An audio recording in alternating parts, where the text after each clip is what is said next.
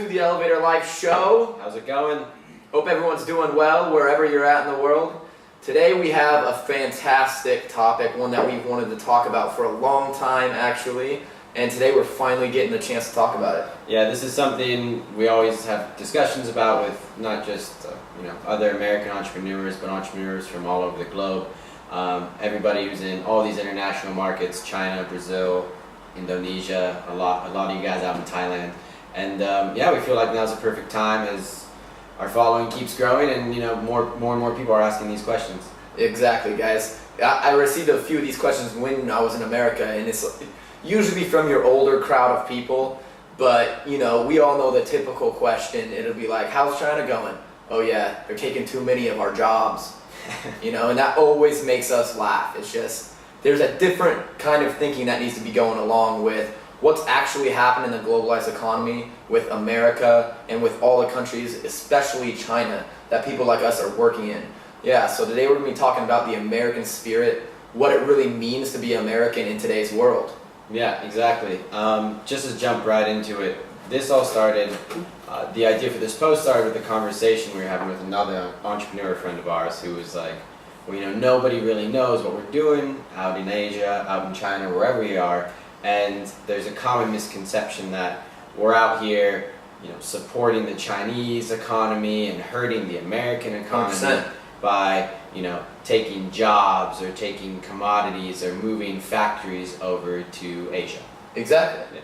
And the fact of the matter is you really got to look at it from the other side around. When people ask you, why are you guys helping China, not America, well, what really is America? What really does it mean to be American? And so that's what we're excited to talk about.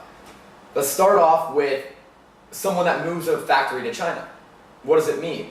It means that factory is pursuing an opportunity. They can get lower labor costs here in China. They can grow their business, which sells products in America, which employs or has employees in America. But to be competitive and to remain competitive, they have to move their factory to China. Is that really being un-American? What do you think? Not at all. No, that's being innovative. They have to keep up. There's no way, they can fall behind and try and keep their factories or, their factories, how they produce their goods. In the United States, it's been like this for 2-3 decades now already. Mm-hmm. And it's just now that it seemed like as China continues to rise and rise and rise, there seems to be more and more problems with how they're doing things here or not here, but in America. Yeah, and he really nailed it with one word. I don't know if you guys picked it up, but what made America? What makes an American an American? Back in the day, it was innovation. It was the chasing of opportunity. Even the guys that founded our country, that's what it was based on. They were chasing opportunities. Look at all the companies, the huge world-renowned companies that have come out of America. Those guys were innovators. They chased opportunities. And so what we want to nail on the head today is the whole idea of international entrepreneurship, not conforming to the 9-to-5 schedule, and how people think about international globalization. Because really, being American is going where the opportunities go. Even if you go back to the gold rush, people flooded over to California because that's where they thought the opportunity was. And in the last few decades, 3 decades or so, our economy and everyone in it really got away from that. They were told what to do to go to college, what to do afterwards, and not everyone obviously, but a lot of people, the mindset shifted from seeking out opportunities to seeking employment. And so that's what we want to talk today about. What international entrepreneurs are doing, that's what they are. They're chasing opportunities. They're seeking out opportunities. They're expanding America's reach abroad, which is good for everyone. Yeah, what he said, reaching abroad, going to places that are relatively unknown, new, but the opportunity is there. It's that pioneer spirit that America was founded on. And then it was Horace Greenlee, I just know his quote because everybody knows it's "Go West, young man," when he's talking about going to the West Coast. I don't know if it had to do exactly with the gold rush, but if you look at the Oregon Trail and all the Western expansion that America did, where all those people who went out there, opportunity-seeking people, a lot of them ended up in a very, very good position after a lot of the hard work, the perseverance, of course, but they were seeking the opportunities. And that's one thing that we also need to mention is a lot of people, there's for some reason developed this mindset that the opportunities are gone.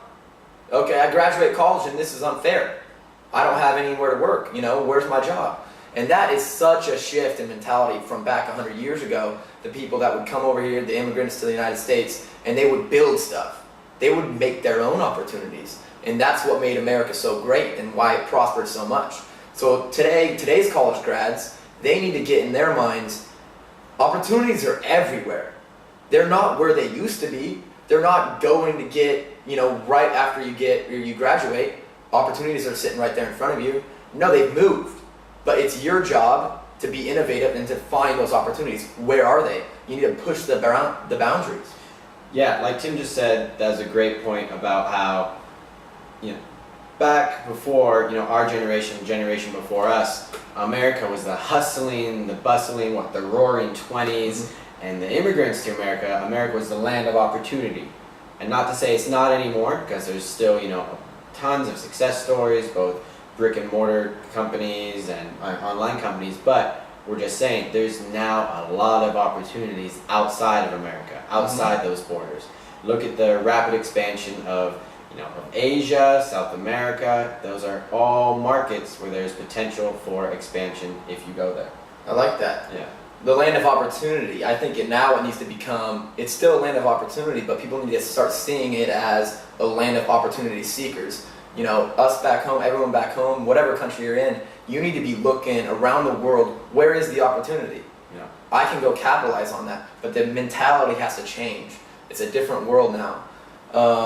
And I think that's really hard for some people to understand. Yeah, especially the way that we went through the whole normal process of the high school to university 4-year degree. But after that, it was as the young entrepreneurial kind of innovative opportunity-seeking spirit that changed everything for us. And that's why we ended up in China. Where's the fastest growing country? China. What's the fastest growing province? Guangdong. One of the fastest growing cities, Guangzhou, and we're sitting in Guangzhou at this very moment. Exactly. But one thing also to keep in mind that we haven't really talked about before is, while China does represent a huge opportunity for everyone, and that's a key word there, for everyone. So you have the whole world, especially Europe, South America, everyone vying for the Chinese consumer. It's not just America. It's not just Australia. It's not just Europe. Everyone's going at it together. And so back in the day when opportunity was in America, we had a competitive advantage. Now we got to push even harder, to be even more innovative, to push ourselves, to push our boundaries, just to keep up. There's a lot more Europeans here than Americans right now. So America's really got to, in our opinions, got to concentrate on getting more individuals, more companies into this marketplace and stop having the mentality of, America's still the center. Yeah. America needs to seek out opportunities, and they need international entrepreneurs to do that. Yeah, regardless of where the market is, there's competition there. Like you said, more Europeans here than Americans, 100%. There's a big presence of South Americans, there's Russians. I mean, just to say, there's many foreigners, and Americans are certainly underrepresented. And I mean, it's clearly reflected in the wine market here, which we're involved in. Big time. Although sales volume increased, the percentage shrank of America's hold in the wine marketplace, import wine marketplace. France is dominating at 60%. Chile now has a free trade agreement that includes wine. So a lot of these companies are seeing this opportunity and taking advantage of it. And I know, I'm often asked, well, the American government doesn't care too much about wine when it's, when there's so much else going on and within America's borders at this moment. But wine's a very big producer in regards to jobs and capital in America. And if you look at the number one consuming market, or growing to be number one consuming market, which is here in China, then it should be at least on someone's radar, over in DC. Exactly. That's a very good point about the wine market. Even though American imports increased tremendously, we lost pace with the other guys. Yeah. We shrunk our hold on the marketplace. Even though it was growing at a fast rate, we shrunk compared to the others. And that's a competition and the people that are vying for these kind of markets. Obviously, this is a topic we're really passionate about, guys. We get questions about this all the time. What do you guys think about, working in China, the Chinese government, like them growing so fast? What does it mean for us back home? And so that's really what we're trying to hit on the head today is people, the whole notion of what it means to be American and what, you know, America needs to do going into the future needs to change. You know, there's got to be a change in the way people think about America is here. Like, this is America, people should come here. That whole mentality of we are America, you know, like we're here, needs to change into something, oh, well, yes, America is this power, but it means we now need to go out into the world.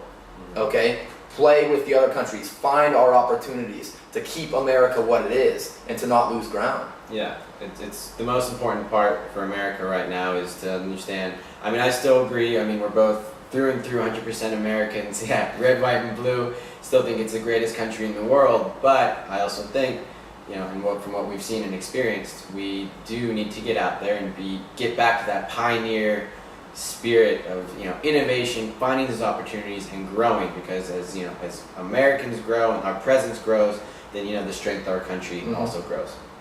Yeah, I actually, another thought just popped into my head about entrepreneurship in general and how people will get angry when a company does decide to work in a place like China, maybe move their factory over here, but America was based on entrepreneurship, entrepreneurs starting companies. Some of the biggest companies in the world were all formed by American entrepreneurs. And just making those moves to China, it just tells you that there's a shift, there's a, you know, a paradigm shift in what's actually happening. Instead of being forced, or a company or a country focused on manufacturing, we shouldn't be worrying about losing those jobs. Yeah. We should be worried about new kinds of jobs that we can create.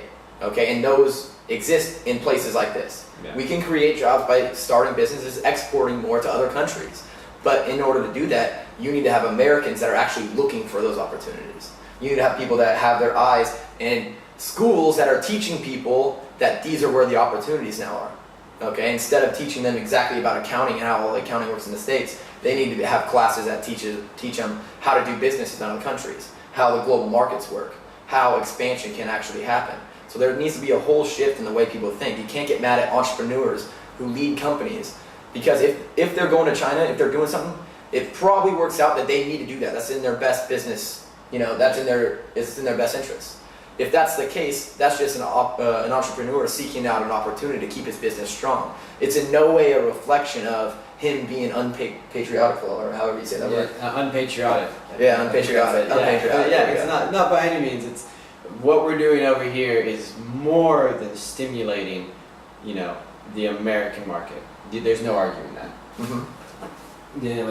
Well, besides the Russian champagne and the Italian prosecco, everything back here, Oregon, Washington wines, as you know, these products that were sold here to domestic consumers, the wineries in the States are seeing that money. And I use these examples a lot because it relates to us, but any kind of imported product, anything you can think of. Our friends do small consumer trinkets to, huge construction vehicles or whatever. Yep. Anything. There's a market for that. There always will be, and as long as the world's developing, there's opportunities. So it's up to Americans to get outside our borders and go find where those are to help stimulate America's growth. Yeah, it's so true. I know, guys, the timing kind of lands right with the presidential debate, and we normally never talk politics, I swear. But this just seemed to fit with what's happening in the world today, and we wanted to talk about it because it's something we are obviously really passionate about. It fits right into our life, and I hope it's a lot. I hope it hits home with a lot of people. Yeah. It's a really important topic, and it's something that, especially the people that are in college now and even younger than that, they need to start thinking about, because the opportunities are changing, and it's a different world, but it's an exciting world because the opportunities are in different places, and it doesn't mean they're smaller, it means they're probably bigger. But, we just gotta educate people and help people see international entrepreneurship in a different light for what it really is, and that's really pushing the boundaries and the reach of America where it can actually go and thrive instead of sitting at home looking for a job. Yeah. Well, like he just hit it perfectly. He said it perfectly. We're out here because we're pioneers and we're innovators, opportunity seekers, and it's worked out well for us. And we know this model can be replicated anywhere on this globe. So, I'm sure we'll touch this topic again. But we really hope, this really sinks in and this resonates with a lot of people, because we've had this conversation a lot with people who at first were, kind of confrontational, and other entrepreneurs, and it comes to the same conclusion every time, what we're doing is beneficial for our country. And everyone that's listening, sorry about the episode just being focused on Americans. I hope you guys take out of this episode as well that really the opportunity is all around us. There's opportunity in every single country, and it's really up to you to go pursue it, to chase it down, to make a difference for yourself, for the people you care about. And this is an interconnected world, guys, and it's getting more connected by the minute, by the second. And it's up to everyone else to see that it's happening. And we didn't mean to come off too harsh about people looking for jobs or anything like that, you know. It's just we really we want to get the point across that even if someone's moving their factory or if someone's working with the Chinese or with any other country, it's not because they don't want to work with America. It's because the opportunities are where they are. Spot on. Couldn't agree more. So, in closing, get out there, be a pioneer again, red, white, and blue all the way. And, Yeah, guys, chase the innovation. Cheers. Bye. See you later.